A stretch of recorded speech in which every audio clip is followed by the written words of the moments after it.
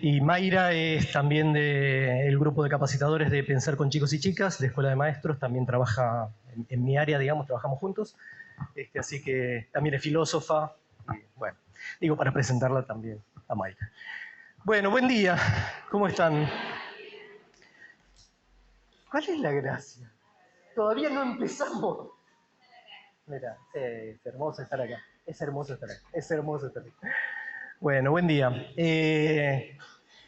La idea es que tengamos una mañana de trabajo. Más que una conferencia, esto va a ser una especie de clase compartida, que tiene que ver con la filosofía, pero con la filosofía pensada dentro del nivel inicial. Es decir, vamos a pensar un poco cómo trabajar algunas cuestiones filosóficas en un aula, en una sala de 4 y 5. Como les contaba Mayra recién, yo trabajo desde hace muchos años en filosofía y en educación, y en nivel inicial trabajo, fue lo primero que comencé a hacer en el año 94, cuando la mayoría de ustedes no había nacido. Yo ya estaba en salita de 4 y salita de 5, tratando de ver cómo hacer para que niñas, niños filosofen, y para nutrirme un poco de esa ida y vuelta entre la filosofía teórica que yo tenía en aquel momento como estudiante de filosofía, todavía no estaba recibido cuando comencé con este tránsito por las aulas, faltaba poquito para recibirme, pero buscando herramientas para ver si el cruce entre lo que yo tenía de la Facultad de Filosofía, que era sobre todo mucha teoría relacionada con el pensamiento, relacionada con el comportamiento humano, con la parte de la ética, tenía algo que ver con lo que pasaba en el nivel inicial. En aquel momento había toda una corriente que venía de Estados Unidos, que también había pasado por Europa, donde se estaba empezando a explorar esto de el cruce entre filosofía e infancia. Y bueno, desde aquel momento, ininterrumpidamente, salvo los 2 años de la pandemia, siempre estuve en aula. O sea, más allá de los libros y el trabajo teórico, para mí un año sin aula es un año donde no trabajé. O sea, yo necesito estar en la sala, en inicial y en primaria. Cuento todo esto, en principio, para presentarme más como docente que como otra cosa. Porque lo mío es la filosofía, pero tratando de pensarla desde lo que pasa adentro de una sala. Bueno, no sé si alguno de ustedes conoce algo de esto. Estoy viendo alguna cara conocida, pero veo muchas caras que no conozco, entonces supongo que es recíproco. En el caso de ustedes, ¿algunos han trabajado con filosofía en algún jardín? Pensar con chicos y chicas, capacitación, escuela de maestros. Pero en esto, en filosofía, en pensar con chicos. Ustedes sí. Con Denise, ok, con Denise, que es también de nuestro equipo. ¿Nadie más? Bueno, ¿y alguna idea tienen? Digo para saber por dónde empezar. Si hago una pequeña introducción básica, hago la introducción. ¿Les suena algo de filosofía en el jardín? Poquito, más bien nada. Ok, bueno, digo un par de cositas muy rápidas porque no es el tema del trabajo que vamos a hacer hoy, no es exactamente una introducción general, sino que quiero ver una cosita puntual, pero digo algunas cosas como para que nos ubiquemos un poco de qué se trata esto. La primera cuestión clave es que cuando hablamos de filosofía pensada dentro de la escuela, para trabajar con chicos y chicas, y particularmente en el nivel inicial, no estamos pensando en que chicos y chicas aprendan historia de la filosofía. O sea, no se trata de hacer Platoncito para niños, ¿vieron como hay esas colecciones de mitología o de no sé qué? No, que podría hacerse, no sé si tendría interés o no, pero no se trata de que aprendan historia de la filosofía, sino, para decirlo muy rápidamente, darles la posibilidad de que ellos ocupen el lugar de filósofos y filósofas. Es decir, generar un espacio donde la potencia filosófica de niños y niñas se pueda expresar. Entonces, esto es como una cosa clave. No vamos a hablarles de filosofía, sino que vamos a generar condiciones para que filosofen. ¿Qué entendemos por que filosofen? ¿Qué entendemos? ¿Qué les parece que será querer que los chicos y las chicas filosofen? ¿Qué será? Si quieren que se hagan preguntas, o gritan fuerte lo suyo, o levanten una mano y hacemos como un silencito para escuchar al que quiere. Que se hagan preguntas, ¿qué más? ¿Qué será? Que filosofen. Que comuniquen sus inquietudes, ¿no? Algo así. Que reflexionen. Siempre cuando uno comienza con esto, es bastante común que las docentes digan, bueno, eso lo hacemos todo el tiempo. Y es verdad. O sea, los chicos hacen preguntas, nosotros hacemos preguntas, los chicos piensan, reflexionan, trabajamos esto todo el tiempo. De hecho, hoy vamos a mencionar un poquito algunas cuestiones del diseño curricular de sala de 4 y sala de 5, que están muy, muy ligados a esto. O sea, toda la parte de capacidades son filosóficas. O sea, las capacidades que se mencionan en el diseño curricular son cosas que yo estudié en la Facultad de Filosofía. Son cosas que los filósofos vienen trabajando desde hace siglos, especializados en esas capacidades. Entonces, bueno, hay una cuestión de decir, nosotros ya hacemos eso. A mí personalmente me pasa que el nivel inicial me parece el mejor para trabajar con filosofía. Son las mejores. No hay dudas. No hay dudas. La educación comienza acá y esto es lo mejor que les va a pasar a los chicos en todo el tránsito educativo que tengan. Lo digo medio demagógicamente, pero lo digo muy convencido, lo digo en serio. Y todos lo sabemos a eso. O sea, todos sabemos que lo que pasa en el nivel inicial queda y a partir de ahí se consolida todo lo que venga después. Eso hace que no sea raro este encuentro entre filosofía y nivel inicial, porque muchas de las cosas que nosotros trabajamos las tomamos de ahí. El diálogo, la escucha, la ronda, que la vida del nene, de la nena no queden afuera de la sala. Eso pasa en nivel inicial. Después se va perdiendo cada vez más. Digo, la ronda... Es verdad que hay escuelas ahora que están, digo, que van jardinizándose un poco, ¿no? Esta cosa de que hace unos años se primarizaba el jardín, ahora hay como una fuerza de decir jardinicemos un poco algo de la primaria, aprendan algo de los círculos, aprendan algo de la escucha, aprendan que la vida no queda fuera del aula, etc. ¿Es muy polémico lo que estoy diciendo? Pues me miran raro. ¿Es así o no? Digo, los que tienen hijos, los que digo que hemos visto transitar. Hay una escena que a mí me pasaba en una escuela, en una primaria en Villa Crespo, que tiene el jardín pegado a la primaria, separado por unas rejas. ¿Cuál es el clásico? En el recreo todos los nenes agarrados de la reja mirando el jardín. ¿Quieren volver? ¿Quieren volver? Es así. Bueno, esto lo digo como una cosa de decir, no es extraño esto que les voy a decir, lo que voy a desarrollar pensando en el nivel inicial. Ahí hay mucho de lo que a nosotros nos interesa no perder, alimentar, recuperar y seguir trabajando, que tiene que ver con la curiosidad, con el preguntar, con el diálogo, con la escucha, con el cara a cara, con el juego, con el cuerpo, con el despliegue. Estas cosas la filosofía las ha tematizado, las ha trabajado, y a nosotros es algo que nos interesa especialmente potenciar. Cuando trabajamos en primaria eso se complica bastante más. Ya nada más armar una ronda en un aula de primaria es todo un tema, todo un tema. Bueno, yo no iría mucho más lejos que esto. O sea, cuando hablamos de filosofía es ayudar a los chicos, acompañarlos a que hagan todo esto que dijimos recién, reflexionar, escucharse, preguntar y qué sé yo.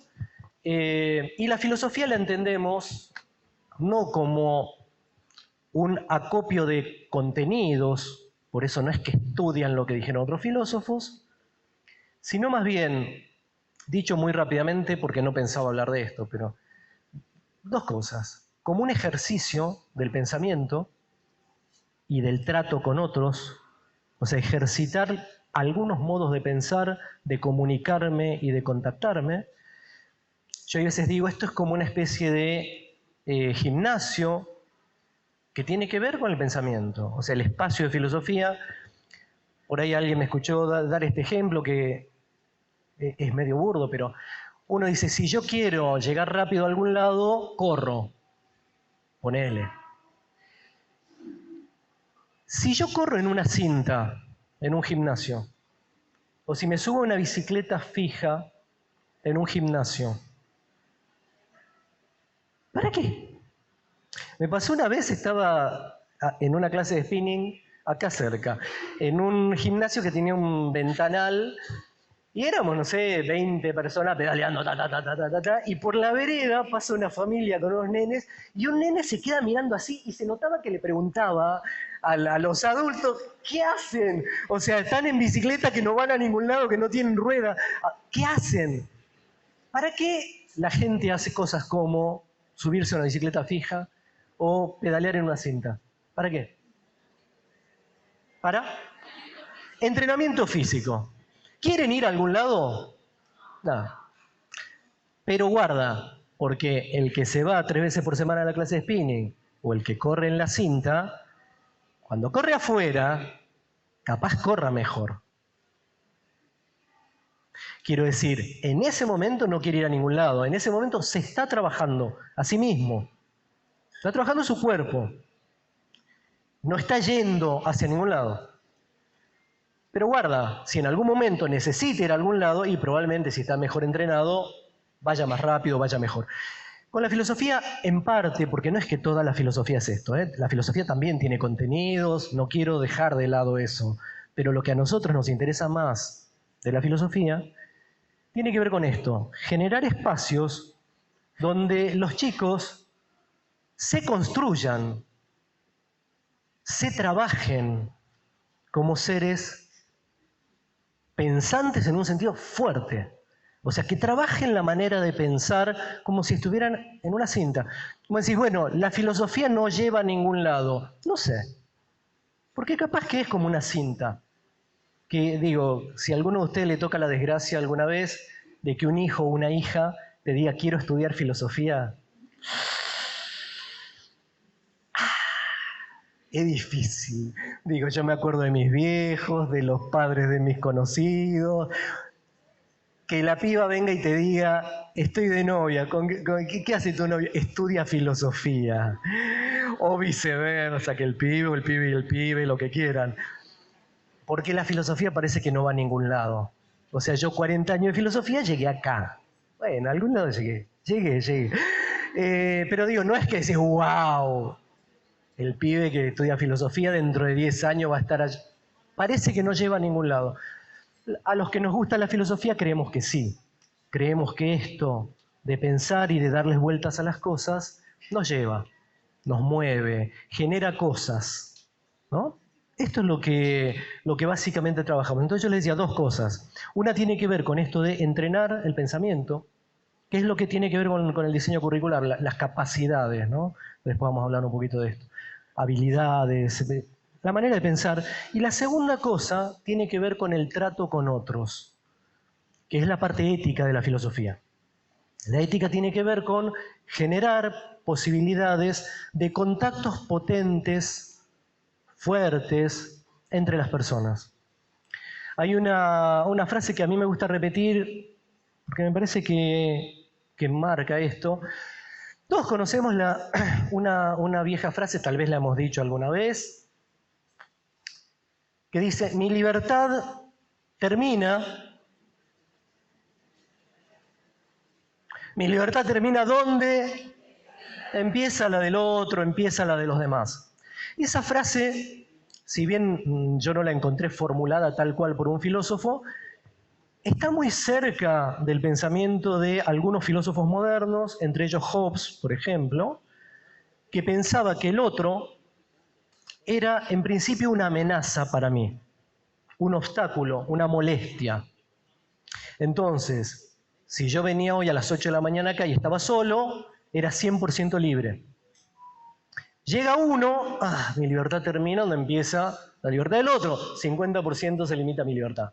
Llegan todos ustedes, mi libertad se achica un montón porque termina acá, termina acá, termina acá, donde empieza la libertad de los otros.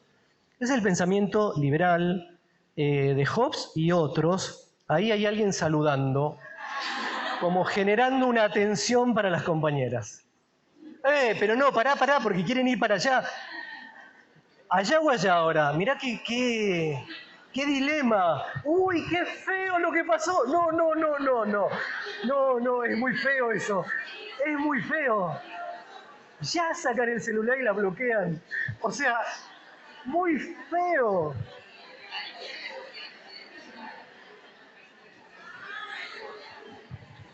Esta conferencia está grabada. Yo no quiero pensar en lo que van a ver. En fin. Bueno, seguimos. Ya está. Bájenla un poquito.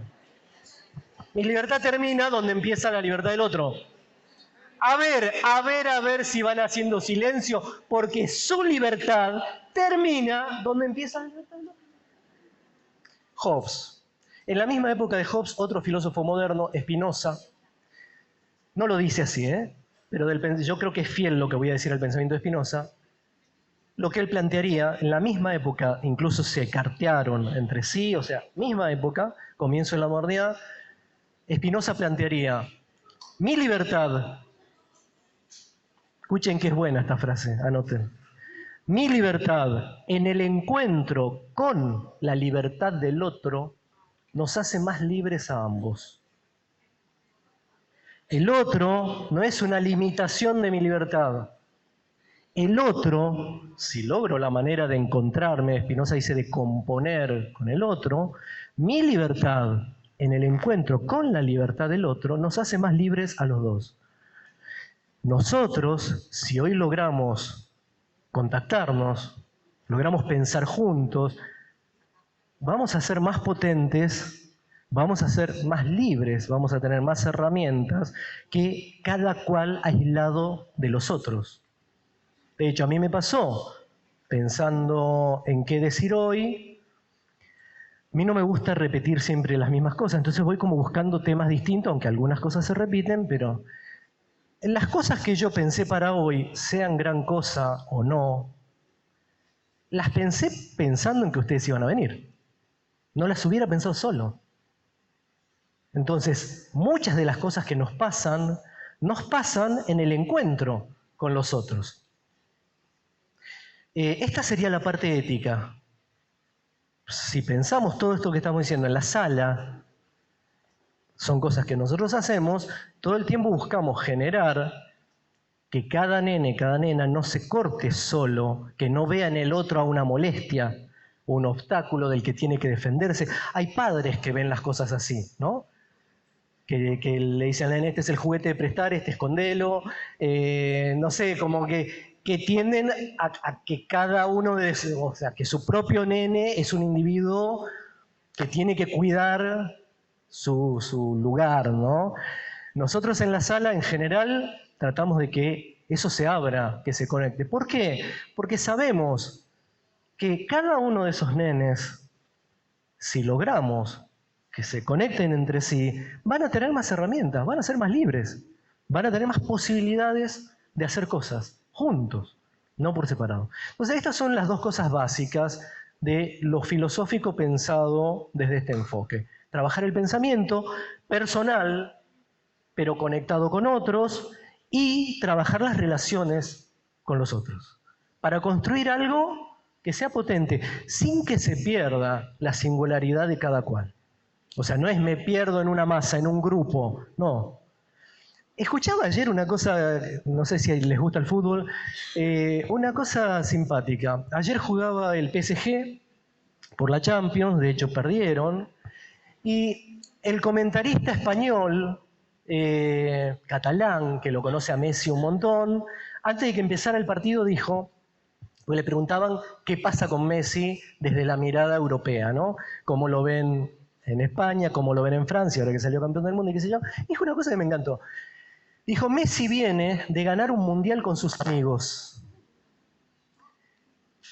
Acá, a lo sumo, en el mejor de los casos, tal vez gane una Champions con sus compañeros de trabajo. Me encantó. Y nosotros sabemos que eso es cierto. Digo, los que seguimos el Mundial, los que vimos cómo se mataban todos, que fue lo que hizo, que me parece a mí, ¿no? Que finalmente se llegara, no sé si se ganó por eso, pero fue una energía, o sea, porque futbolísticamente no era que tenían tanto más Argentina que los otros equipos, pero tenía una garra. O sea, eran un grupo de amigos. Eran un grupo de amigos con un objetivo común. Se mataron con una buena hinchada. Bueno, esto también era, porque eso es bien Espinosa. O sea, fíjense esto. O sea, la hinchada. Perdón, esto es digresión pura ya. Pero tiene que ver, tiene que ver. Hubo un técnico, el técnico de España, durante el Mundial, tal vez vieron eso, que dijo, no quiero estar en la piel de los jugadores argentinos con la presión que les mete la hinchada. Como si la hinchada jugara en contra por meterle presión. No saben lo que es esto. O sea, está bien que la hinchada puede jugar en contra, pero en este caso era una energía. Era una energía. El último encuentro que tuvimos el año pasado lo terminamos cantando Muchacho, todavía no había terminado el Mundial y era todo, hay un video de eso, con toda la maestra. Esa energía que la vivimos todos, Spinoza diría, aumenta la potencia de todos. Porque aunque no hubieran ganado, o sea, acá salimos a la calle en el segundo partido, o sea, aunque no hubieran ganado. Bueno, todo esto, ¿para qué digo todo esto? Porque una cosa es ver al otro como un competidor y uno ve que Messi con Mbappé, Messi con Neymar son amigos, ponele. Y una cosa es ver a Messi con De Paul. Y decís, el pibe va a dar la vida por el otro. Se va a tirar de cabeza delante del pie del otro. Nosotros buscamos algo así. No les digo que cada sala sea una selección argentina. No, más o menos. Más o menos. Lo que buscamos es que cada uno se conecte con los otros y que la potencia del conjunto sea mayor que la de cada individuo. Porque si uno piensa, de hecho, el PSG tiene mejor equipo que Argentina. El PSG tiene al goleador del Mundial y al segundo goleador del Mundial. O sea, el PSG tiene un equipazo. Perdieron ayer y jugaron horrible. Entonces es la potencia de cada individuo singular articulado con cada otro. Nosotros lo pensamos en nuestra salita. En nuestra salita es esto. No queremos que haya 3 o 4 que sean la estrellita y que los demás estén mirando lo que hace el otro. Queremos que cada uno saque lo mejor de sí y si uno tiene más, que ponga más, pero que se genere una potencia de libertad, diría Spinoza, mayor que la que cada uno tenía por separado. Eso es la escuela. O eso es lo que uno quiere de la escuela. Cuando uno manda a su hijo a la escuela, lo que quiere es que crezca en contacto con otros, que se forme como persona y como persona dentro de un ambiente social. Bueno, todo esto era la introducción que no iba a hacer. Yo contaba con que ustedes tal vez conocieran algo de cómo se trabaja en las salas para hacer lo contrario. Porque no, lo que hacemos en Escuela de Maestros y también en la dirección de Inicial, vamos como capacitadores a algunos jardines, en general los que se piden a través de la supervisión, y generamos un trabajo a lo largo de todo un año con algunas salas. Lo que hacemos es orientar en relación con los recursos para utilizar y con la manera de tener ese espacio de filosofía. De eso es de lo que no voy a hablar. De hecho, ayer hablaron, Mayra y Florencia hablaron ayer sobre eso. Yo voy a hablar de otra cosa que es parecida y que es más general, que tiene que ver con pensar que en realidad no hace falta llevar la filosofía a la sala, sino que se puede encontrar ahí. Entonces, de lo que voy a hablar hoy no es de cómo preparar un recurso para tener una pequeña clase de filosofía en la sala, sino de cómo estar atentos para aprovechar las cuestiones filosóficas que aparezcan en la sala. ¿Qué hacer con esto, ¿no? Yo me traje algún apunte para no perderme. Iba a hacer un PowerPoint y no me salió. No, y después me pasa que la gente se pasa mirando la pantalla y es como que perdemos contacto. Pero si quieren, porque veo que hay gente que anota, vamos haciendo juntos en el aire un esquema.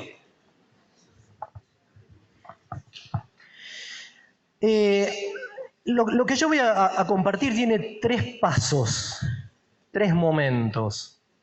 Momento 1 es descubrir, reconocer, es decir, darme cuenta de que en la sala hay algo que o ya es filosófico explícitamente, es decir, wow, mirá lo que dijo el nene, wow, mirá lo que pasó, o aparece potencialmente algo que puede ayudarme a que con un poquito de empeño aparezca algo filosófico. Entonces, esta primera actitud docente sería como la de estar atento, estar atenta a pescar algo filosófico que pueda traer un nene, una nena, o que pueda estar ahí. Ahora lo vamos a desarrollar. El segundo punto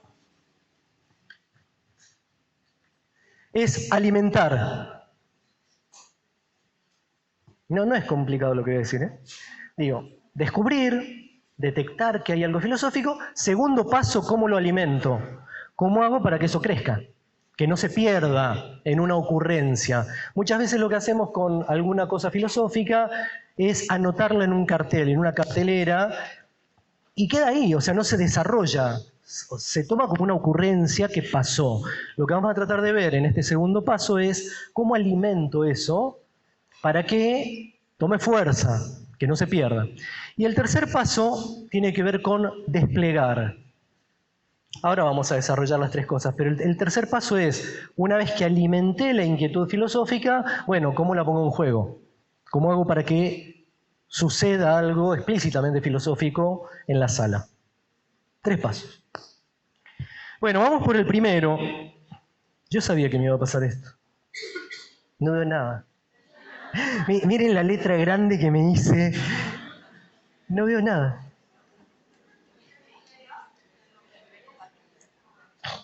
Mire, ¿qué es esto? Nada, no, es un quilombo. No. Ya vamos. Téngame un poquito de paciencia.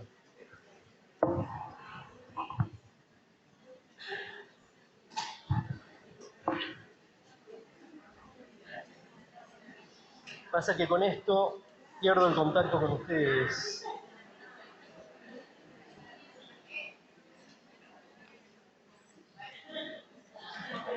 ¿Y para dónde va todo esto? No, esto es... Yo escribo, en mi casa tengo pizarrones. Entonces cada vez que armo algo voy escribiendo en los pizarrones. Y estos son mis pizarrones volcados acá. Bueno, no, de todas maneras no es complicado lo que voy a decir, ¿eh? La primera cuestión es, entonces, sucede algo que tiene algún matiz filosófico, ver cómo puedo reconocerlo, estar atento con esto. Para esto necesitamos fundamentalmente una docente que esté como atenta, alerta a captar eso. Que esté dispuesta a que, wow, si pasa algo filosófico puede ser interesante trabajarlo. Muchas veces los adultos, más allá de ser docentes o no, con nuestro vértigo, con nuestras cosas, cuando viene un nene, una nena y te digo, un hijo propio, lo que fuera, hay veces te plantea algo, dice, wow, iba una hormiga con una hoja gigante, pues sí, cargan hasta 6 veces su peso y ya está, o sea, y seguí pelando papas. En la sala muchas veces pasa eso, y pasa porque es inevitable. O sea, uno tiene 30 nenes dando vueltas por ahí, Y hay veces pasa que viene uno con algo y uno está tratando de organizar otra cosa. Pero bueno, lo que nosotros buscamos es estar atentos a eso, que no se nos pase. Voy a tratar de leer un poco algo de esto. Hay como una primera cosa que tiene que ver con cómo descubro, cómo reconozco que algo puede ser filosófico. Esto lo pensaba recién cuando venía para acá. Que son las cosas que nos hacen decir, o sea, cuando aparece algo filosófico, es cuando decimos, wow, wow, mira ese cielo, wow. Si recién vinieron por Agro y no conocían Agro, dicen, wow, acá adentro hay un jardín, les cuento, el hornerito. ¿Sabés lo que es laburar acá con las ovejas, los pájaros carpinteros? No, es el paraíso. Cosas que te hacen decir wow. Cuando alguien dice wow, asombro. Algo filosófico anda dando vueltas o puede andar dando vueltas por ahí. Segundo gesto filosófico es cuando uno dice ¿estás seguro de que eso es así? Para mí que puede haber algo filosófico, porque estoy viendo algo, estoy escuchando a alguien y no estoy del todo de acuerdo con lo que está diciendo, con cómo lo está fundamentando. Es decir, ese puede dar lugar a que haya un diálogo, a que haya un intercambio y a que se avance en el tiempo. Y la otra situación es la de la incertidumbre, ¿no? No sé qué hacer. Donde hay incertidumbre con algo, puede haber una posibilidad de filosofía. Entonces, una docente atenta a ver si pasa algo filosófico en su sala, puede ser una docente que esté atenta cuando aparece un wow, cuando aparece un cuando ves que no están de acuerdo, o cuando ves que están ahí dudando, decir, bueno, tal vez acá haya una cuestión filosófica. ¿Por qué digo tal vez? Porque tal vez no. O sea, uno hay veces duda de cosas prácticas, o desconfía de algo, no por una cuestión filosófica, sino por otro tema. Pero la duda, el asombro, la sorpresa, el conflicto, algunas veces tienen algún aspecto filosófico y eso podríamos explotar.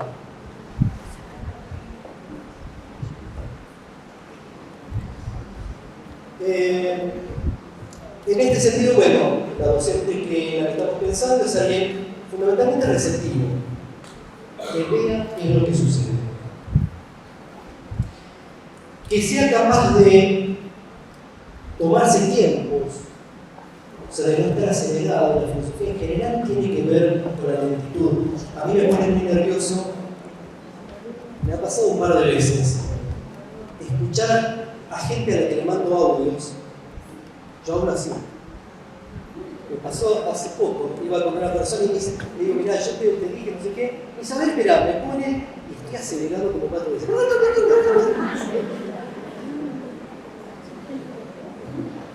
Yo soy lento por vocación. O sea, soy lento. No me aceleres. Pero digo, hay veces, no digo que sean más así, que quieran ser así, pero a veces en la sala, ahora que hablo más lento, no, a veces en la sala estamos tan acelerados que se nos pasa. Entonces, a veces es parar la pelota.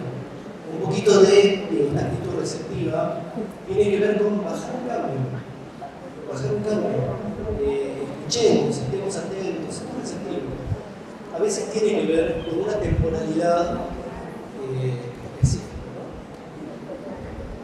Bueno, tener apertura y ser capaz de hospedar. A mí me gusta lo del hospedaje, el cobijo de lo que el otro trae. O sea, no estar todo el tiempo pensando en qué tengo para llevarles a los chicos, qué tengo para darles, sino cómo recibo, cómo acojo las inquietudes que ellos tengan, las cosas que les pasan. Para la filosofía, si estamos pensando, como yo les decía antes, Nosotros podemos pensar una clase de filosofía como yo preparo un recurso y lo llevo. Y sale buenísimo, sale muy linda la clase. Acá estamos hablando de otra cosa. Estamos hablando de cómo genera un oído, una receptividad para que las cosas filosóficas que ya traen los chicos y las chicas puedan desarrollarse. Entonces, para eso necesito escuchar. Necesito escuchar. Bueno, estas cuestiones filosóficas que uno busca recoger, yo pensaba pueden aparecer de tres maneras. Por un lado, cuando las traen directamente los chicos y las chicas. Más de una vez pasa que te vienen con un planteo, o que se lo hicieron a un padre o a una madre y dijeron hablar con la seño, un clásico, o que les surge por algo. Es decir, voy a plantear tres cosas, digo. Estas cuestiones filosóficas pueden aparecer los chicos y las chicas directamente en el entorno, sería la segunda, o en los recursos, en el material didáctico que yo tengo para otra cosa. Pero de pronto algo que saqué generó alguna cuestión filosófica. Entonces, además de trabajar lo que pongamos un cuento, además de la cuestión que yo pensaba trabajar con el cuento, de pronto se despliega algo filosófico. Y entonces aprovecho eso. Cuando digo chicas y chicos, estoy pensando en ocurrencias. Estas cosas les hacen decir, wow, ¿no? Vienen y dicen, wow, ayer vi no sé qué, me pasó tal cosa. En cuestiones de conflictos personales o con otros. Yo tengo un recuerdo personal, mi primer recuerdo filosófico de mí mismo fue en Salita de Cuatro. En aquella época yo iba a un jardín de estos no oficiales, mi vieja laburaba, yo también, entonces me mandaban a la casa de una chica que hacía de maestra y tenía unos cuantos, dejamos contar. Tenía una pileta en la casa esta chica, y mi recuerdo es, salgo al 4, estaba con un amiguito, con Juli, nos estábamos mirando en el agua que estaba toda podrida, vieja, o sea, no era una pileta para que nosotros nos bañáramos, sino que estaba la pileta ahí con agua ahí, sí. Y estábamos los dos mirándonos en el agua, mirando nuestro reflejo, y yo le pregunto si él me veía a mí en el agua o si me veía con los ojos del agua que yo estaba afuera. Porque yo lo miraba y lo veía ahí. Entonces le decía, ¿vos me ves desde ahí? No me acuerdo cómo, pero me acuerdo. Claro, de la cara de mi amiguito que uno dice, ¿por qué me acuerdo de eso? Sala de 4. Y porque probablemente eso me siguió dando vuelta con los espejos, no sé, con otras cosas, y no se resolvió. Me quedó ahí como, bueno, hay todo este tipo de cosas donde uno dice, wow, mirá qué ocurrencia la del nene. Bueno, yo les puedo explicar cómo funciona la óptica, o puedo tratar de ver cómo desarrollo esa cuestión. Seguramente todos tenemos alguna situación así, de esas preguntas raras que nos han hecho o que hemos hecho nosotros. Bueno, les decía, conflictos de posturas. O también, por ejemplo, cuestiones que pasan por el cuerpo. Me pasó muchas veces en estos años llevar preparado una clase, qué sé yo, y de pronto a una nena se le sale un diente.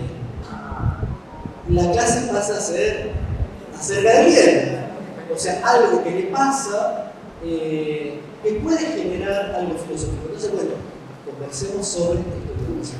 Una cosa muy linda también, una clase que suelo hacer, cuando alguien cumple años, estas se las digo para que se diviertan, si lo hicieron, si no lo hicieron, diviértanse con esto, es preguntarles, desde sala de 4, sala de 5, ¿cuándo crece? Anótense la sala de 4. ¿Cuándo? Porque el nene cumplió años, la nena cumplió años. Entonces vos decís, sí, yo me acuerdo que vos el año pasado eras así, y ahora sos así. ¿Cuándo creciste? Entonces les preguntan a todos, ¿cuándo creció? Las respuestas son muy divertidas. O sea, les anticipo, el clásico de anoche, o sea, cuando durmió,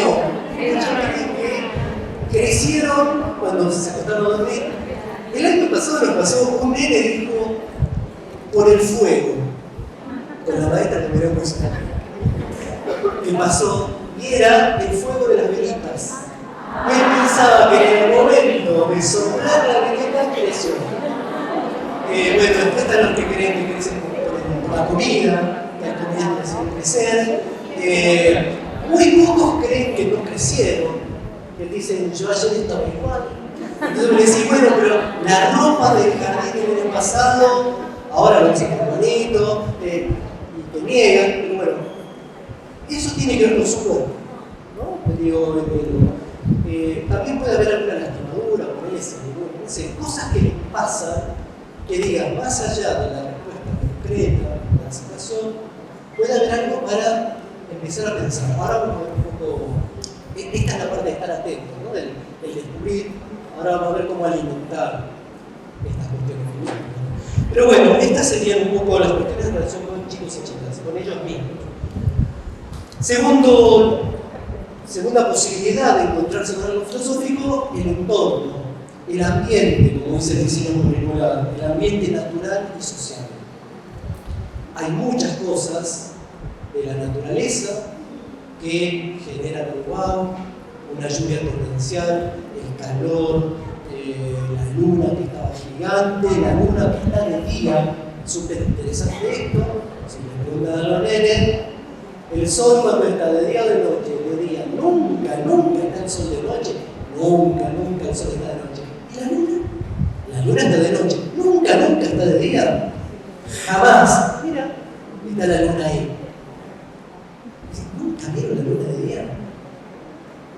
La negaron, no sé, pero hay muchos nenes que creen que la luna de día no sale. Hay muchos pueblos, sobre estas cosas, mucho trabajo para que... Pero digo, cosas de la naturaleza, mirá la luna, wow, ¿qué hace de día? Hay un corto muy lindo también de la dirección de Inicial con un trabajo sobre sombras. Si lo buscan lo van a encontrar. Que es hecho acá en el Parque Centenario un grupo de nenes trabajando con las sombras. Las cosas que pasan con las sombras. ¿Por qué la sombra se alarga, se achica? ¿Por qué si mi sombra toca a un compañerito en su sombra y yo no lo estoy tocando acá? O sea, está adelante o atrás y yo no lo estoy tocando, pero las sombras se tocan. La bidimensión, la tridimensión, esas cosas son wow. Pueden ser, o simplemente yo puedo dar un contenido a partir de eso, pero también puedo despertar el asombro y decir, wow. Esto, bueno, pensando en el entorno natural, si no más, el entorno físico, el espacio, el aula, si pintaron, si no pintaron, si hay más cosas que otros días, algo, ¿no? Si hay ruidos que vienen de afuera, que están trabajando. Ahora vamos a ver qué trabajo filosóficamente de esto, pero es estar atento a algo que me hace decir, wow, o que me hace decir, o que me genera un conflicto. Bueno, y por último, decía los recursos. Yo llevo un recurso que tal vez pensaba que iba a ser otra cosa y despierta alguna cuestión filosófica. Lo que yo les iba a proponer ahora, antes de pasar a la siguiente parte, es que hagamos un poquito, una pequeña experiencia práctica. No vamos a hacerlo como una clase, pero pensemos en esto. Estamos buscando wow, estamos buscando asombro, estamos buscando inquietud, incomodidad, duda, lo que fuera. Si yo, decíamos así, una de estas fuentes de asombro puede ser el entorno. Pensemos un poquito, miremos acá. O sea, pongámonos nosotros en el lugar de quienes van a vivir una experiencia filosófica pueden vivir. Miremos el auditorio.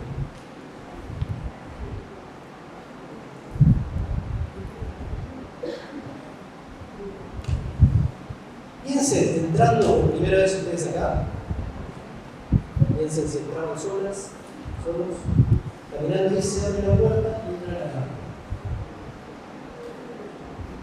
Algo de lo que hay acá les puede hacer decir, wow. O sea, ¿hay algo que les haya despertado? ¿Algo? Si quieren, levanten la mano y...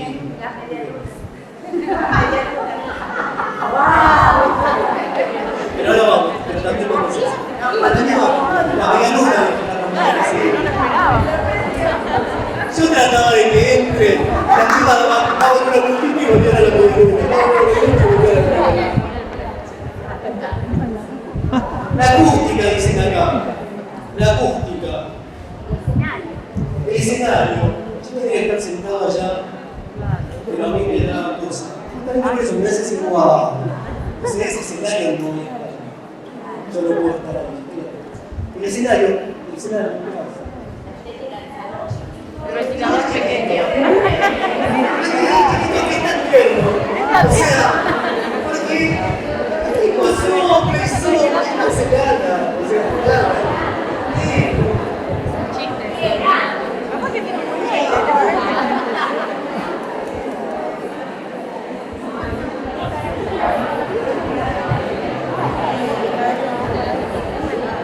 ahora sí.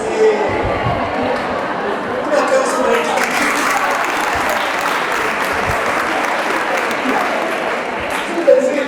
Súper sencillo. No.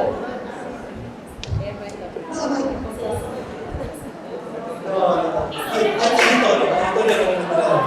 Hay historia. No, ayer en la charla de ayer había una chica que estaba de expositoras y le consiguieron el ventiladorcito para la universidad. Era más o menos por una situación circunstancial, pero fue generosa, es decir, no es al revés de lo que parece, o sea, no es con esto lo van a ventilar, no. Una situación puntual. ¿Qué más del auditorio? ¿Qué más del auditorio? ¿Ya? El cartel. ¡Wow! Me llegué a la facultad. El cartel. El cartel. La arquitectura, decíamos por acá.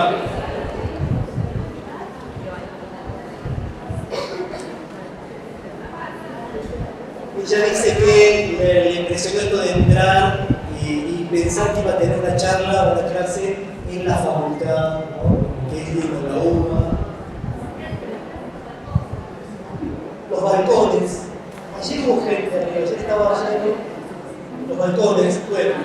Si yo les dijera, a ver, la puerta aquella, ¿a dónde llevará esa puerta? ¿Qué cosa? No tiene aire. Bueno, allá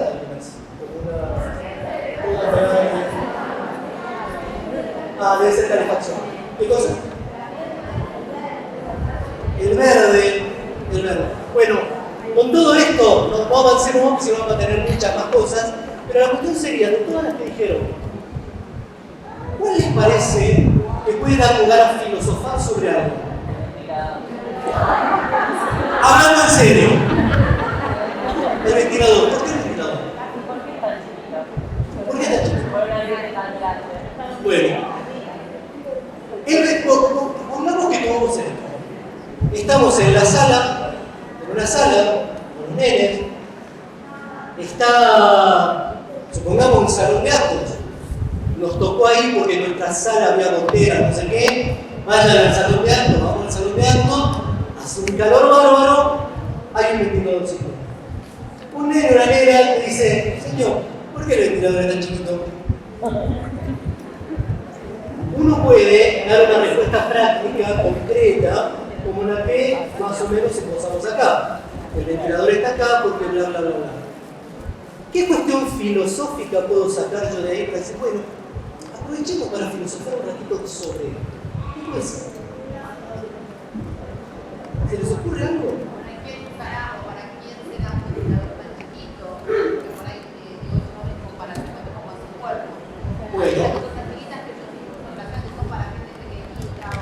Bueno, hay muchas cosas que se pueden tomar, ¿eh? Yo tomo esto que plantea ella y digo, puedo trabajar filosóficamente lo pequeño y lo grande. A partir de la pregunta concreta sobre el ventilador, tal vez respondo esas preguntas, como decía que multitud concreta. Después digo, bueno, filosofemos un poco sobre lo pequeño y lo grande. Y entonces empezamos, ahora vamos a ver en el segundo punto a implementar un poco esto, pero empezamos a filosofar sobre la hoja que a la hormiga, que con la hormiga parece gigante, para mí es chiquitito. Y empezamos a jugar con lo pequeño y lo grande, desde un punto de vista filosófico, es decir, para que se entienda esto, yo no voy a querer enseñar las diferencias entre lo chiquito y lo grande, voy a querer que piensen qué pasa en relación con lo chiquito y lo grande, pero hacerlos pensar. Entonces, si alguien dice, lo mejor siempre es cuando algo es grande, decir, bueno, pero si es tan grande, una casa tan grande que te perderías. Es mejor que una casa más algo y va generando conflicto para alimentar eso que apareció. Lo mismo con cualquier otra cosa, con la arquitectura, con el sonido, con todas las cosas que dijeron, podemos tomar algo y a partir de eso hacer algo filosófico. ¿Se ve eso? ¿Se ve el aspecto filosófico? Pues sí, bueno, ¿y cuánto tiempo? Un ratito. Los hago pensar un poco sobre eso. Si los quiero hacer pensar sobre la arquitectura, bueno, podemos mirar por la ventana a ver casas distintas, entonces ver por qué habrá casas que se hacen de una manera o de otra. Acá hay muchas casas de hormero, por ejemplo, y entonces hay unas, si tienen tiempo después, seguramente vinieron por el lado de San Martín. Si tienen ganas de caminar, cuéntame, al otro lado, cruzando la vía, yo vivo acá a la vuelta, mi hija va a la escuela de enfrente, al secundario. Hay unos nidos de loros. Nunca vieron nidos como esos. O sea, hay unos árboles que tienen comunidades, son monoblocks colgando de los árboles y están con cotorra. Están las cotorras ahí. Entonces vos decís, si yo doy clases acá y pienso en la arquitectura, puedo pensar en la arquitectura humana, en la arquitectura animal. Hay muchos lagartos acá, muchos, que se usan en estos días. Hay un árbol justamente que tiene las cosas de oro, tiene abajo una cueva, un lagarto. Entonces, puedes decir, bueno, pero eso es si vivo acá. No, en todos lados se encuentra la cueva de la hormiga, el nido del pájaro, o casas distintas.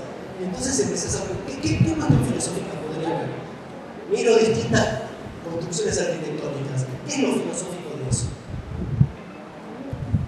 ¿Qué sería lo filosófico de eso? ¿O qué podría trabajar filosóficamente? ¿Cómo vive la gente? Podría ser cómo te gustaría vivir, y entonces empezar a pensar por qué, pero ¿cómo vive la gente? Podría ser cuestión de ambiente social, está en nuestro currículum. Pero ¿por qué la gente vive en casas? ¿Por qué no se hacen un nido como los pájaros? ¿Por qué no viven afuera?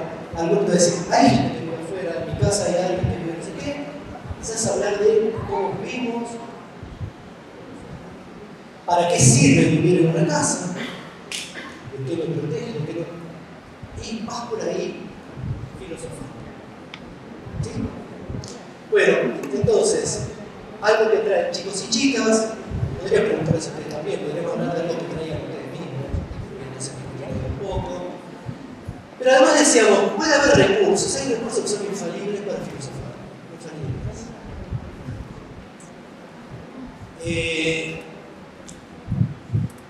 Muchos de ellos tienen que ver con la estimulación, con la estimulación sensorial, auditiva, olfativa, gustativa y las otras. Pequeño ejercicio filosófico. Pequeño. Primero, antes de cerrar los ojos, les pedí que cierren los ojos. Pero todavía no. No, miren la distancia que hay con el banco de adelante, las que están acá, las que están allá con la silla de adelante, el caño que viene adelante. Lo que les voy a pedir es que cerrando los ojos, toquen eso que hay adelante, el asiento, el caño, la silla, pensando que están tocando un animal. Ojos cerrados toda la atención en la yema de los dedos, tocando, no toquen a la persona delante, no le tiren el pelo, el asiento, pero es un animal, sientan un animal, sientan un animal. Les pido que cierren los ojos con su animal. Mantengan cerrados si pueden, en silencio.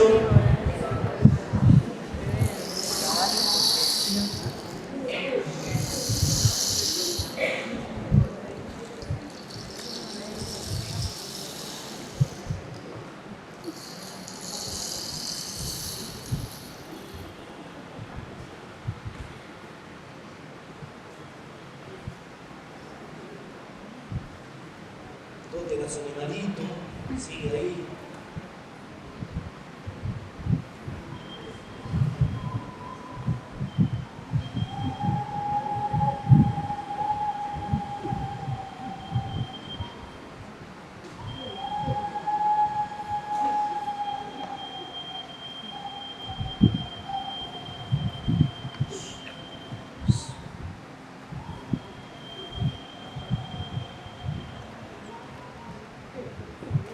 Bueno, dejamos al animalito y volvemos. Pensar que hay gente que creía que venía a la conferencia.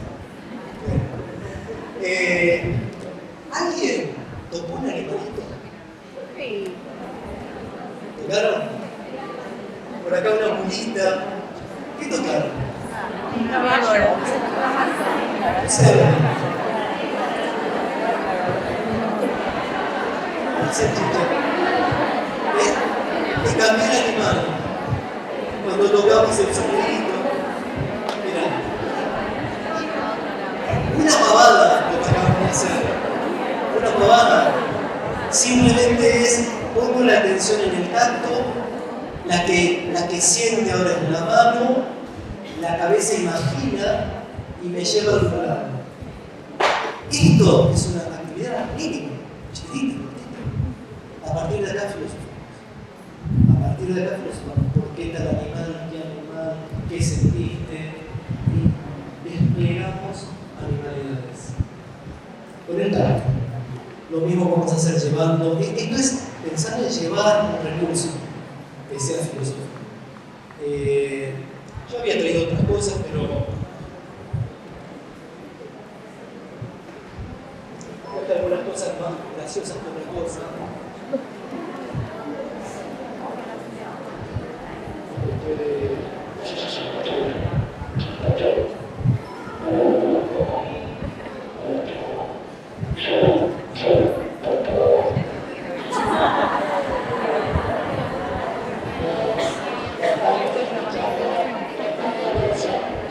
Esto lo tenía en mi casa de mis hijos. A ver si esto es una charla seria.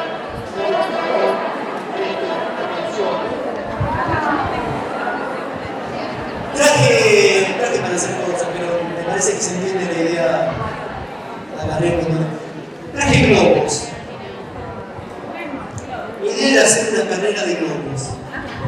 Que tuvieran que desde atrás pegarle a los globos a ver quién llegaba con el globo hasta adelante. Miren así.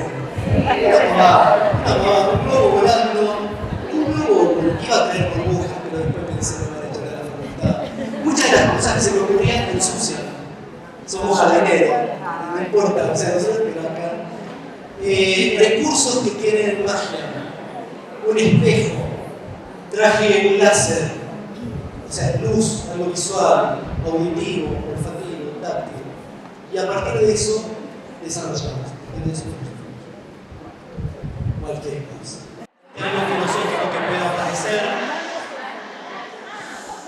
Lo que nos queda ahora es ver con esto que yo recibo, con esto que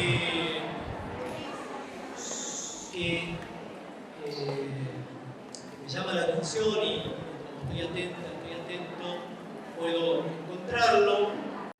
Que pueda tener algún potencial filosófico, habíamos dicho, sea que lo traigan niños o niñas, sea que esté en el entorno, en el ambiente, sea que fuera provocado por un recurso que yo llevé para otra cosa. O sea, por ahí llevé el palo de lluvia para la clase de música y de pronto se me ocurre crear un ambiente para a partir de eso generar una reflexión, o llevé globos porque voy al cumpleaños de mi sobrina después y se me ocurre hacer alguna actividad que tenga que ver con globos o lo que fuera. Y siempre pensando en esto de que sea algo que genere asombro, que genere incertidumbre o que genere problema, que dé para que los chicos discutan, dialoguen entre sí, intercambien posturas y pareceres. Bueno, todo esto que estoy haciendo es un pequeño resumen como para que vayamos volviendo y desde ya les agradezco a las que no huyeron, varias se fueron. No, bueno, pero gracias por estar y ojalá que lo que veamos ahora les aporte. Bueno, lo que vamos a ver ahora entonces es... ¿Qué fue eso? La pregunta es, ¿aplaudieron qué? ¿Eh? Un aplauso para las que se quedaron. Ahí va.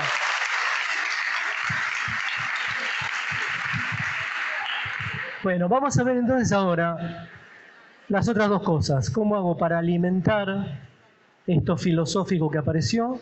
¿Y cómo hago para desplegarlo en la sala? Esto tal vez sea lo más complicado, aunque en realidad tal vez lo más importante sea lo primero. Porque si yo no soy capaz de ser receptiva, de ser receptivo a algo que trae un nene o una nena, se termina ahí.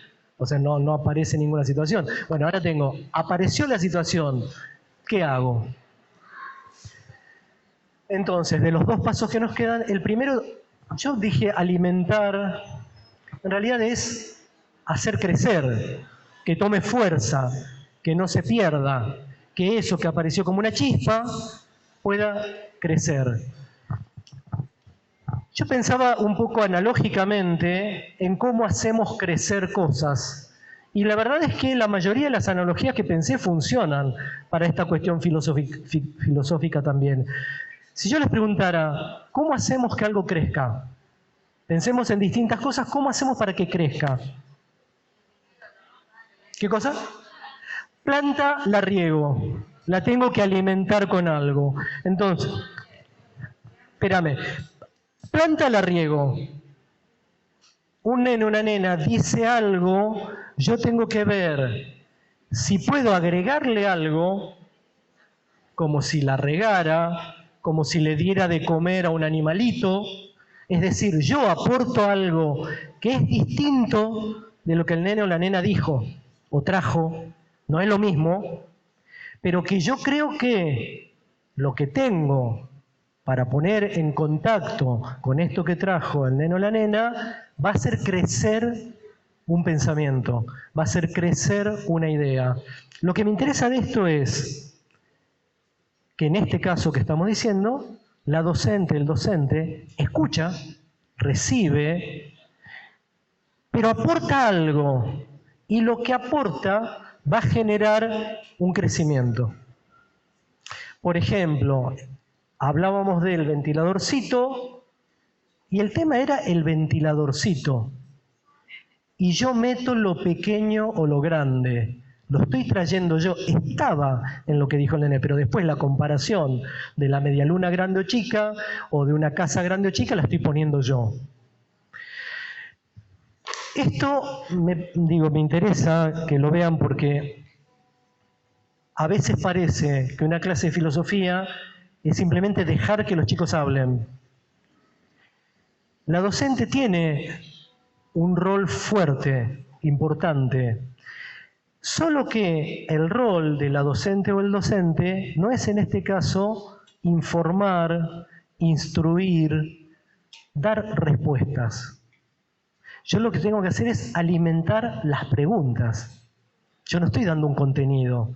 Entonces, un nene o una nena dice algo, yo pienso, ¿con qué pregunta puedo alimentar la inquietud? ¿Cómo puedo hacer para que piensen más cosas? Hacemos la actividad de tocar el animalito que es el banco y empezamos a pensar en animales salvajes y animales domésticos, y de ahí podemos pasar a pensar en, no sé, en No sé qué dijeron. ¿Me escucharon? Pelos, características de los animales, por qué algunos son de cierta manera, por qué otros son de otras, si me daría miedo estar con uno o con otro, qué pasaría si el animal fuera muy grande, ponerle una mosca gigante, no sé, voy buscando variantes que los hagan pensar. A partir de lo que dijeron, pero yo agregando algo. Eso sería como una especie de alimentación. ¿De qué otras maneras hago crecer algo? Por ejemplo, una masa, ¿cómo la hago crecer? Con levadura. Es decir, le meto algo distinto, pongo algo ahí para que se infle. Eso puede ser generar un problema. O sea, alguien dice algo y yo le meto un conflicto para que den vuelta alrededor de ese conflicto y que el pensamiento vaya tomando forma. Otra manera puede ser plegar. Si yo quiero, por ejemplo, tengo un toallón y tengo en el placar, no tengo espacio ancho, sino que tengo espacio hacia arriba, bueno, yo lo pliego y el toallón crece por plegado hacia arriba. ¿No? ¿Qué sería plegar un pensamiento? ¿Cómo puedo plegar un pensamiento? Pero ¿cómo hago para plegar un pensamiento?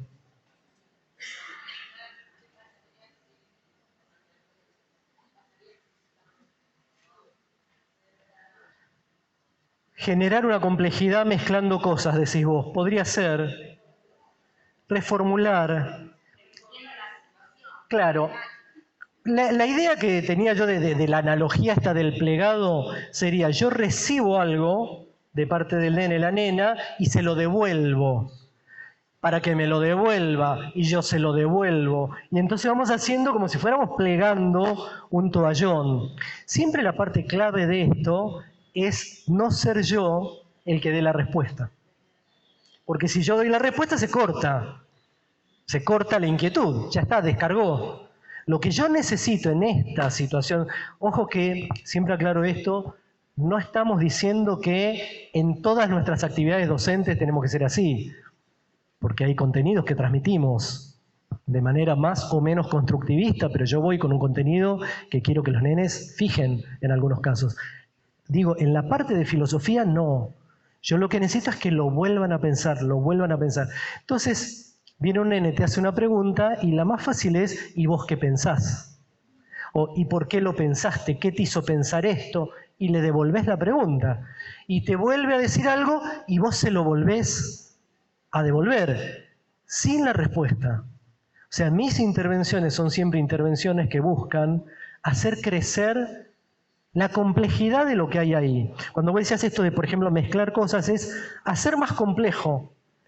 Una vez me pasó en una escuela primaria, que estábamos varios capacitadores en una EMI de las que eran situadas, y había un capacitador que era no me acuerdo cómo se llama, la parte que tienen de convivencia, tiene un nombre, el EO, no sé qué.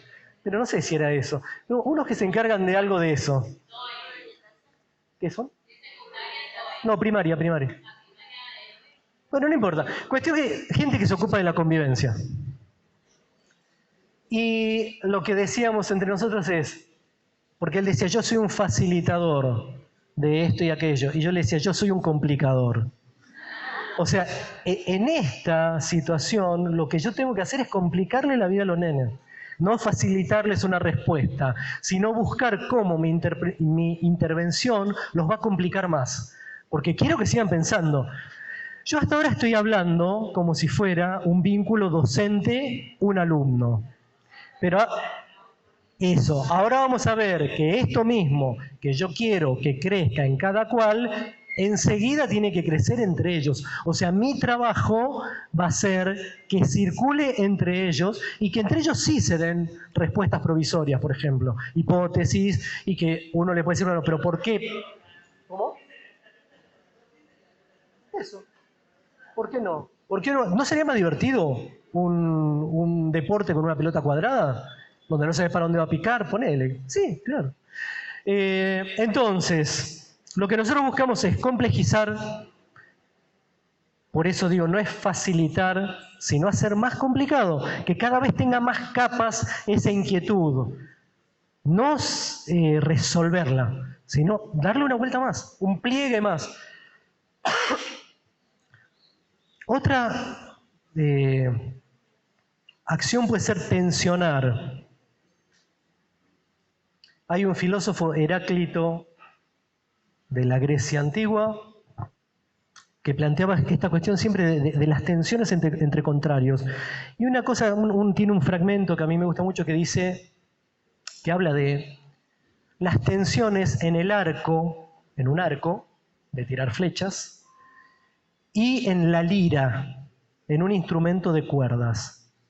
Nosotros estamos acostumbrados a pensar que las tensiones son negativas. Aflojá, te dicen, relajá, aflojá, no tenses. Bueno, toda una parte de la filosofía tiene que ver con generar tensiones.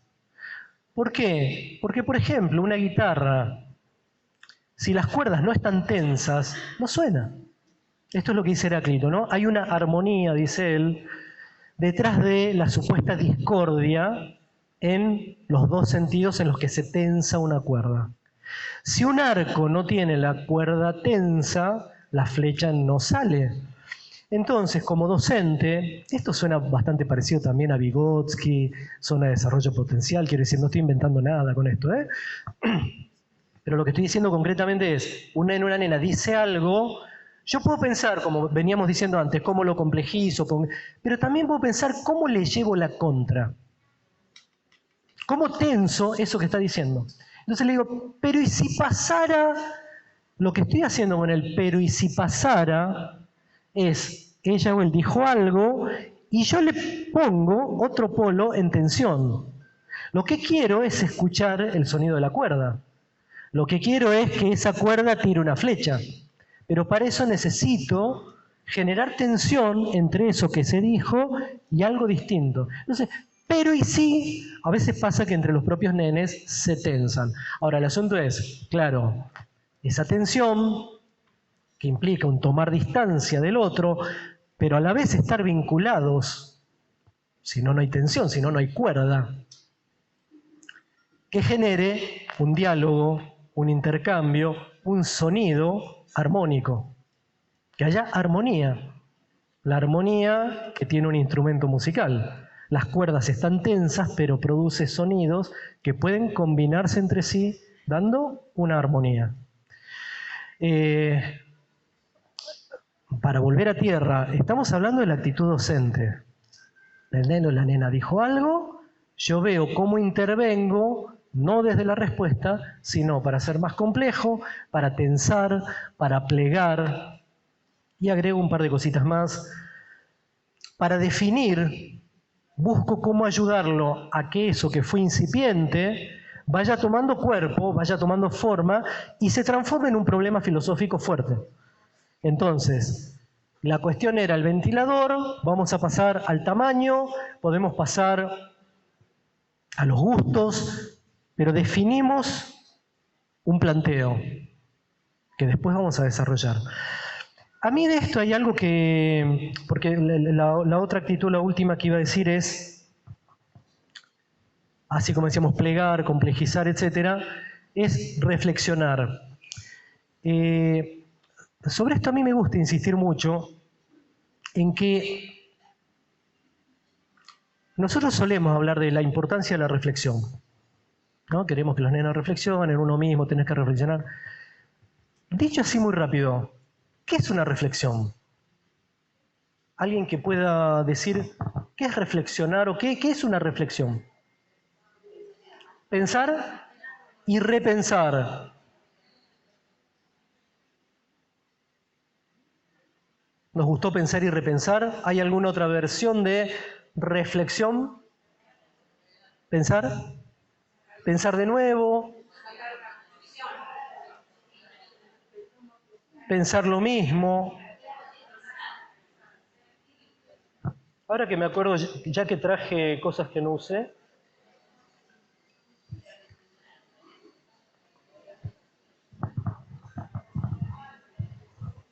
a ver si sale.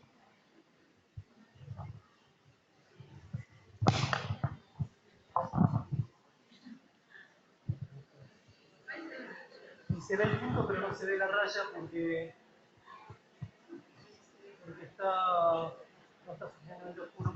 Si no, se debería ver la raya.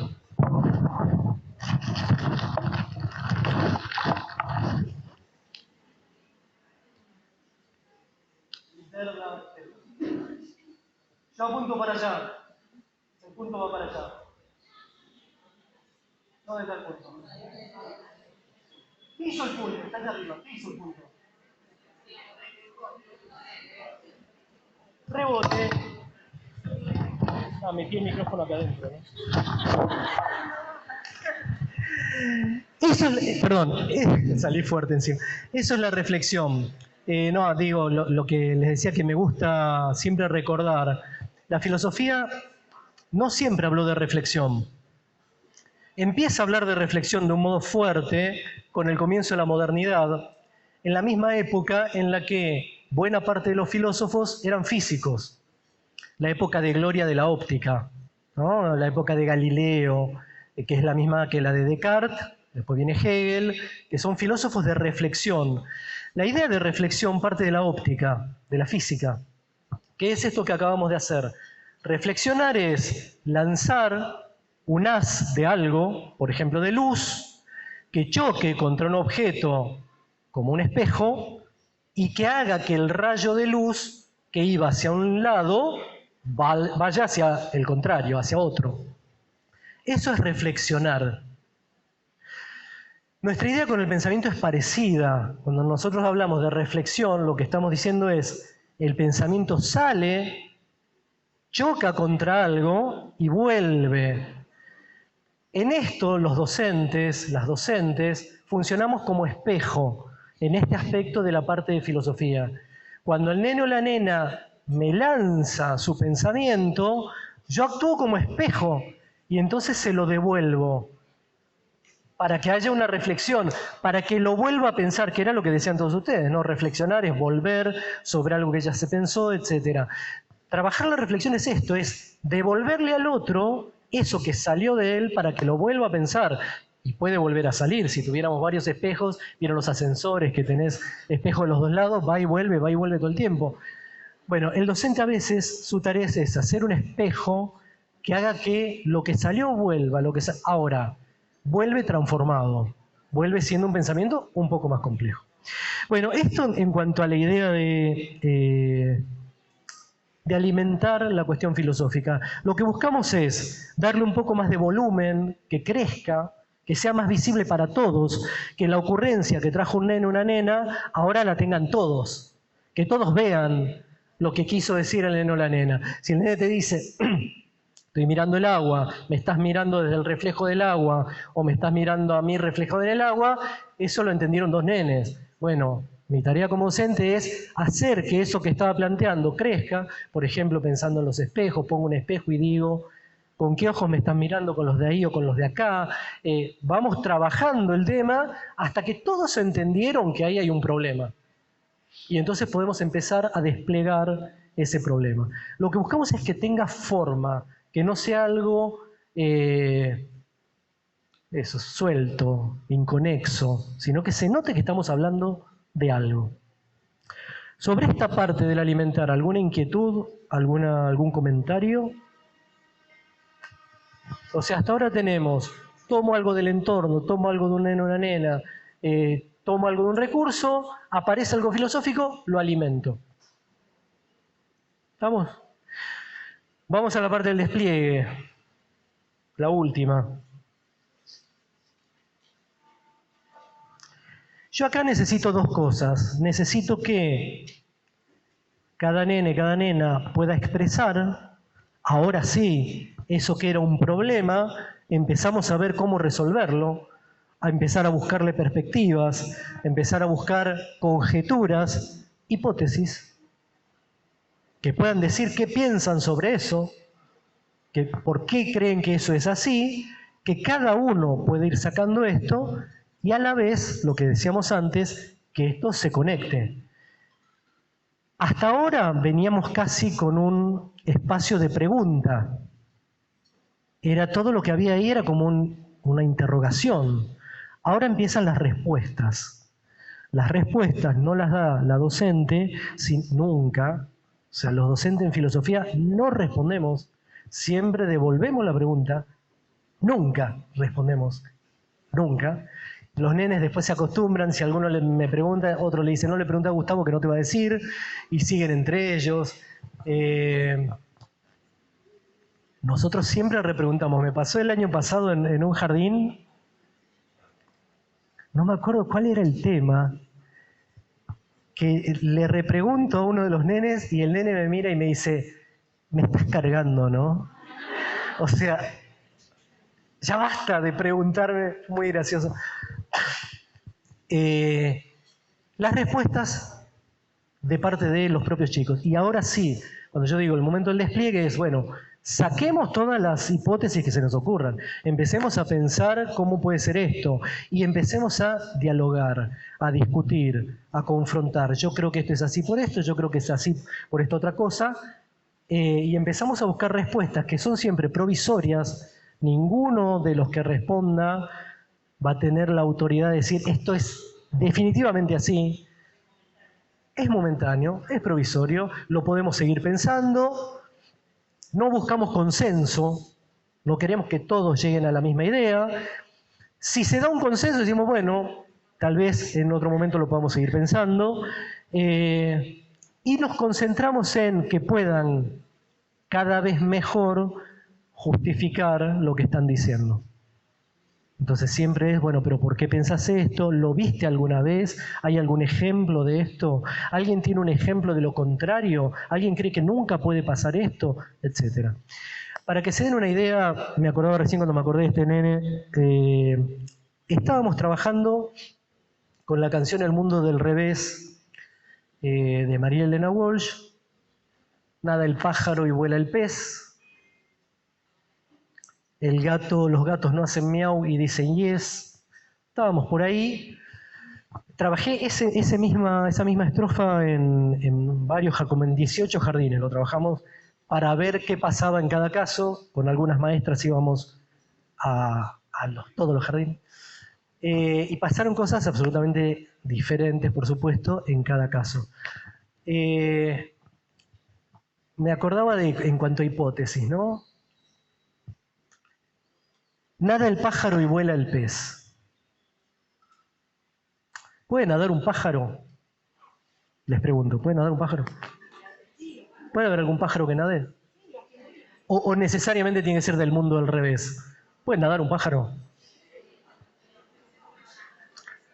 Estamos con los pájaros. ¿Querrá de contestar algo? Tu niña. Si tiene ganas. Sí, puede nadar un pájaro. ¿Puede nadar un pájaro? ¿Hay pájaros que nadan? ¿Qué se te ocurre? Bueno, pobre niña, una sola vez. ¿Qué dice? ¿Hay pájaros que nadan? Ningún pájaro nada. ¿Seguro? No hay pájaros que naden. No vive en Parque Centenario, porque si viviera por acá vería... ¿Hay pájaros que nadan o no? ¿Cuáles? Los patos. ¿Patos nadan? Pero los patos son pájaros. Ahí se empieza a complicar. No, está bien. Nosotros sí. Estás en nivel inicial. Cantaste la canción, la conocen todos. Nada el pájaro y vuela el pez. Mundo del revés. ¿Los pájaros no nadan? Les preguntás. Sí, no. Empieza a haber conflicto ahí. Uno dice, si es en escuelas de por acá, todos vieron nadar pájaros por el Parque Centenario. Si es en escuela donde no tenés laguna, nadie vio un pájaro nadando. Entonces, sí, bueno, alguno dice, el pato nada. Y entonces enseguida le dicen, pero el pato no es pájaro. Yo, docente, no puedo discutirle. Lo que puedo hacer es ponerle problema, pero no puedo decir, mirá que el pato es un ave, ave igual pájaro. Porque lo que quiero es que sigan pensando. Sí, claro. No, y ponés a prueba entre ellos. ¿Alguien vio alguna vez nadar un pájaro? Porque ahí traes la evidencia del que vio. Y entonces también alguien te puede decir, bueno, pero yo vi un dinosaurio en la tele y los dinosaurios no existen. Y entonces empezás a cuestionar el mirar. Pero bueno, pasó lo del pájaro, pasamos al pez. ¿Puede volar un pez? No les puedo explicar la cantidad de cosas que salen con si el pez vuela. Les voy a contar Un par que no me las van a creer. Estábamos con si puede volar un pez. Estaban con lo que algunos saltan, pero si saltar es volar. Y entonces vos le decís, bueno, saltemos. Saltamos. ¿Volamos? No, guau. Si vuelan cuando alguien los saca con la caña, te dice alguno, cuando los sacan vuela. Si vuelan cuando saltan de una cascada. Y uno dijo, ¿y si llevo una pecera en un avión?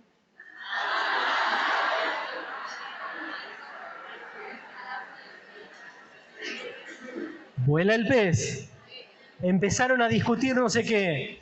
Entonces uno dice, porque le decían que no era lo mismo que un humano, porque el humano maneja el avión. Y uno dijo, ¿y si el pez maneja el avión? Pasó como 15 minutos y al rato dice, no era un avión, era un submarino. O sea, el pez manejaba un submarino. Vos decís, empiezan a salir estas cosas. Yo con un criterio de realidad tendría que decirle, mira, el pez no puede manejar un avión. No estoy tan seguro de si no va a llegar un momento en el que se les pueda meter algún sensor a un pez para que pueda mover, no sé. Acá los dejo, están en la cinta, están en la bicicleta fija, están pensando entre ellos. Lo que uno tiene que cuidar un poco es que los que están participando no deliren a propósito. O sea, no sea ya a ver quién dice lo más delirante. Que cuando entras en esa salen cosas muy divertidas, pero no hay construcción de conocimiento. O sea, siempre en serio estás pensando, cómo lo estás pensando, y tratemos de ver si se puede o no se puede. Lo del submarino venía porque otros decían que aunque el pez tuviera alas, porque decían que las aletas no les sirven para volar porque son chiquitas, ¿qué pasa si les pongo alas? Yo lo tensiono y le digo, bueno, ¿y si le pongo alas? Y decían, no, se muere porque tiene que estar abajo del agua. Y entonces ahí el otro salió con, no era un avión, era un submarino. Le lleno el barco de agua y sigue viviendo, etc. El espacio en sí mismo no busca un cierre, entonces los nenes dicen esto, tratamos de que confronten todo lo que puedan, buscamos las mejores hipótesis, o sea, tratamos de que realmente pongan a prueba lo que están pensando entre ellos y termina ahí. Podés retroalimentar, pero lo que no podés hacer es ir con una lámina de aves y entonces explicarles pato, ave, paloma, ave, etc. No es que no podés, pero arruinaríamos el asunto. Para eso están los otros contenidos, donde yo ya voy con un contenido que quiero transmitir. Acá lo que queremos es que cada uno se rompa la cabeza lo más que pueda en contacto con sus compañeros y yo lo alimento. La idea es que si yo logro que ellos vayan pensando cada vez más complejamente estas cosas, obviamente después vayan adquiriendo conocimientos de una manera más compleja también, que era lo que les decía con la cinta de correr. Si yo me entreno corriendo en una cinta, bueno, cuando quiera correr también voy a correr, pero este es el momento de entrenar la manera de pensar. Yo como cierre de esto, simplemente quería mencionar las capacidades que aparecen en el, ¿cómo se llama? En el diseño curricular, que en la presentación de la idea de capacidades se habla de que son modos de pensar, de actuar y de relacionarse.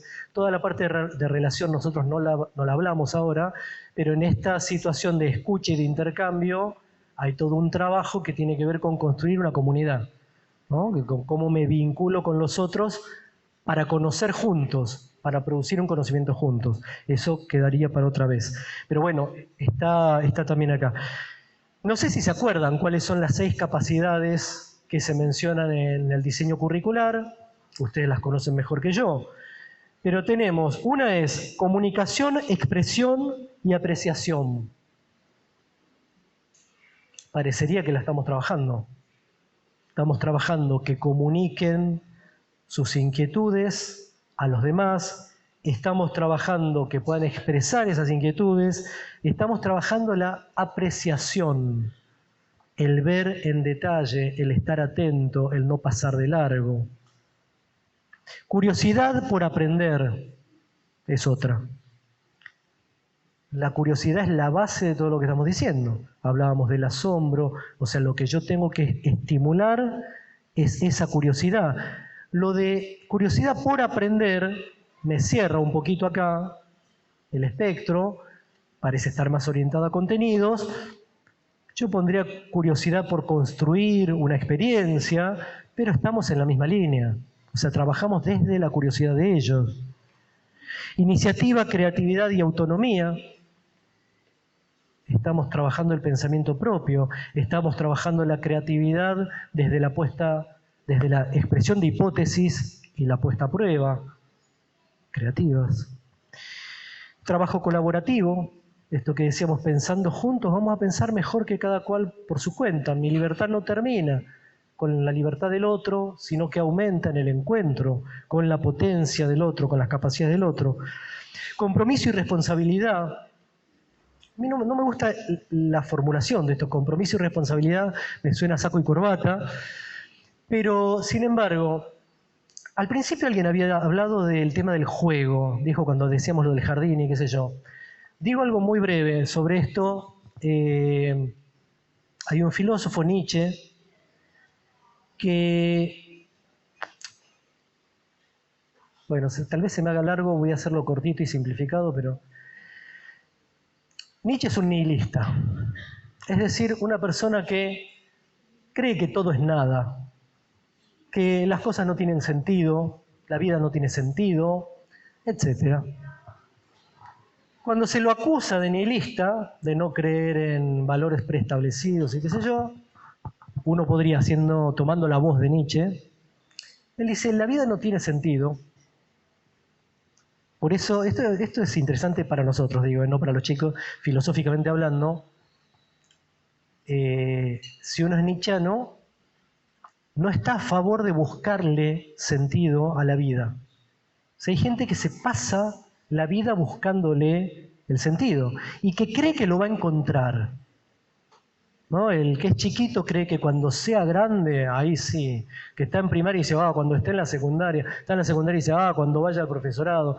El que no tiene trabajo y dice, cuando trabaje. El que está trabajando dice, cuando me jubile. O sea, siempre creemos que es después. El que está solo dice, cuando tenga pareja. El que está en pareja dice, cuando me divorcie. O sea, todos creen, el buscador de sentidos cree que un día el sentido de su vida se le va a presentar. Y uno va a poder decir, wow, mi vida, ahora sí encontré el sentido de mi vida, era esto. Lo que Nietzsche plantea es que la vida no tiene sentido y que afortunadamente no tiene sentido. Porque, él dice, el ser humano es un animalito que no puede vivir en el sinsentido. No puede vivir en el sinsentido. Y le estoy diciendo, la vida no tiene sentido. ¿Qué es lo bueno de eso? Lo bueno es que yo puedo darle sentido a lo que hago. O sea, lo que él plantea es que el sentido de la vida, pongamos, de máxima, yo no tengo que buscarle el sentido a mi vida, sino que tengo que darle sentido a mi vida. Interesante, porque uno puede venir a una charla como esta y decir, ¿qué sentido tiene?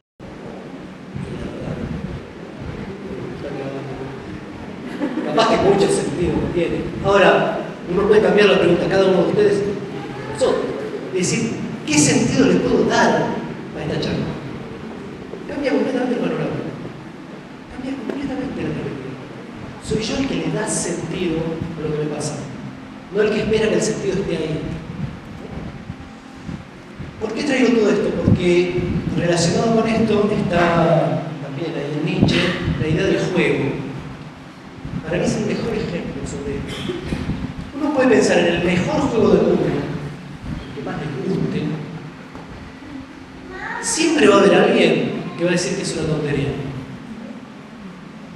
O sea, el mejor juego para vos es el ajedrez. Pasa alguien y dice, gente grande jugando con los caballitos. Tu mejor juego es el fútbol, gente grande corriendo con la pelota, 22. lo que fuera, las cartas, lo que quieran.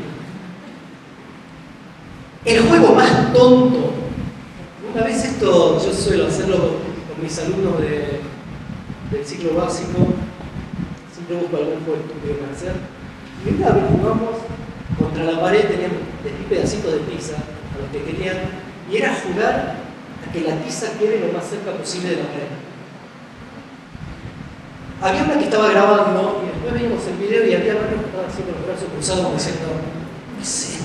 O sea, vengo a la facultad y me encuentro con un tipo que me dice tiró una tisita. Me encuentro con Merlí, recién me decían. Me encuentro con Merlí diciendo tirame la tiza contra la pared. Cuando enfocaba a los que estaban jugando, se mataban por si la tiza había quedado 1 milímetro más acá y se hacían mala sangre. ¿A qué voy con esto? No hay ningún juego que tenga sentido en sí mismo. El sentido al juego se lo dan los jugadores. No hay peor cosa que jugar con alguien que no quiere jugar a algo. Todo es una estupidez. Sacás el juego de Messi y tu hijo te mira como diciendo. Ahora, si se enganchan, vos sabés que les va a gustar. ¿A dónde voy con todo esto? Ya no me acuerdo dónde iba. A lo de la capacidad de ser compromiso y responsabilidad. No hay juego que valga la pena sin compromiso. Y eso los nenes lo saben. El nene cuando juega está metido en el juego. El nene tiene la máscara de Spider-Man y vos le decís, ¿qué hace Martincito como está? Y te mira diciendo, soy un nene. El nene se saca la máscara y vos le decís, ¿qué haces Spider-Man? Y te mira diciendo, no, que soy Martín. Cuando juego, juego. Cuando no juego, no juego. Salgo del juego. A mí me gusta ese sentido de compromiso. Ponele, ustedes, me animo a decirlo sin conocerlas, daría la impresión de que hoy estuvieron comprometidas acá. O sea, uno mira y ves que hay gente que está acá, que está jugando el juego. Yo digo muchas bobadas, o sea, es mi manera de canalizar mis nervios. A mí me da mucho nervio porque no sé si parece o no, a mí me cuesta hacer esto. Entonces yo derivo para el payaso.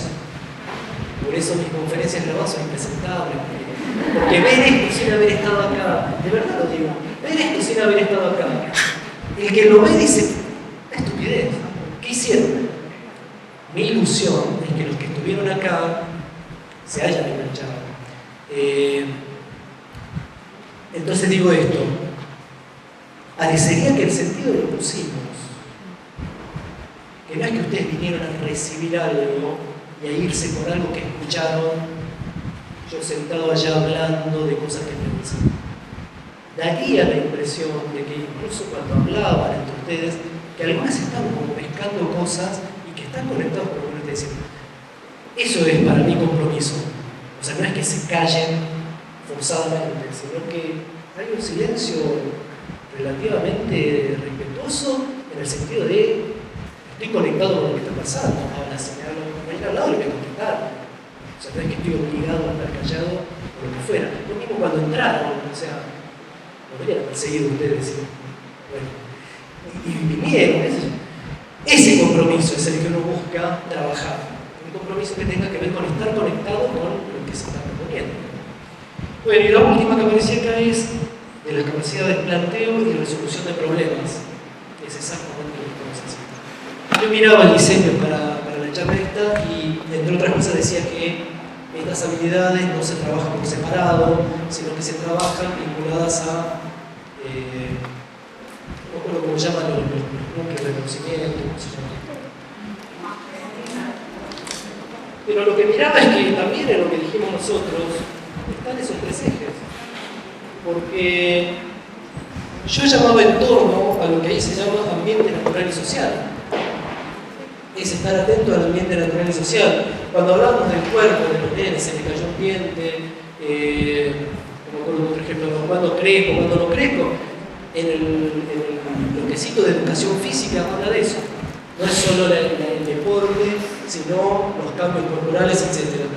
Y después en el tema de lo que yo hablaba de los recursos, en lenguajes expresivos, está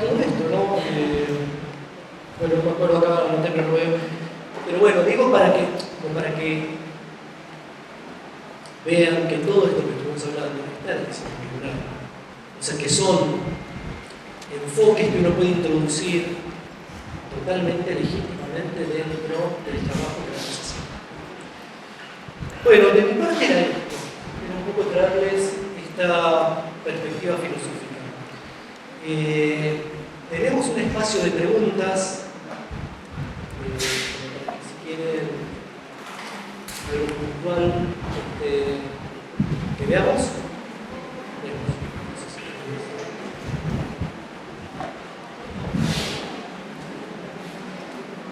Mayra se encarga de pasar el micrófono. Claro, si alguien se le quiere hacer alguna pregunta. Quedó todo clarísimo, ¿no? Estoy cansada.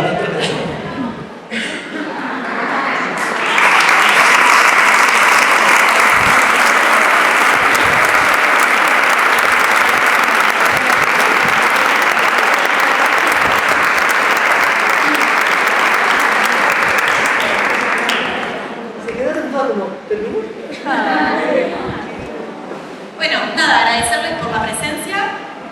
No sé si la compañera quería decir algo. Sí, no nos vamos más, si empezamos a preguntar. Tiene miedo que te pregunte Gustavo. Que no responda. Tal vez una cosa así rápida es, hay mucha información en internet, o sea, si quieren, ayer vi que ya pasaron su mail, les puedo pasar mi mail, si a alguien le queda alguna cosa, yo suelo contestar, suelo tratar de ir, si me dicen podés venir a no sé qué, podemos tratar de buscar la vuelta, eso como para una posibilidad. Y si quieren, para recomendarles bibliografía, o sea, me mandan un mail y me dicen, ampliame esto, hay bibliografía, hay un montón de cosas. Yo tengo libros enteros que están digitalizados, que les puedo pasar, si quieren, por mail. Sí, mi mail, antes de decirlo, la única complicación es no lo inviertan, porque ya existe una persona con el mail invertido al mío que me odia. Entonces, es primero el apellido, punto el nombre. Santiago.gustavo@gmail.com. Santiago.gustavo@gmail.com. Existe al revés y no soy yo. O sea, existe Gustavo.santiago. Cualquier cosa la seguimos por ahí si quieren. Es más fácil eso. Hay mucha bibliografía y cosas para compartir. Bueno, gracias por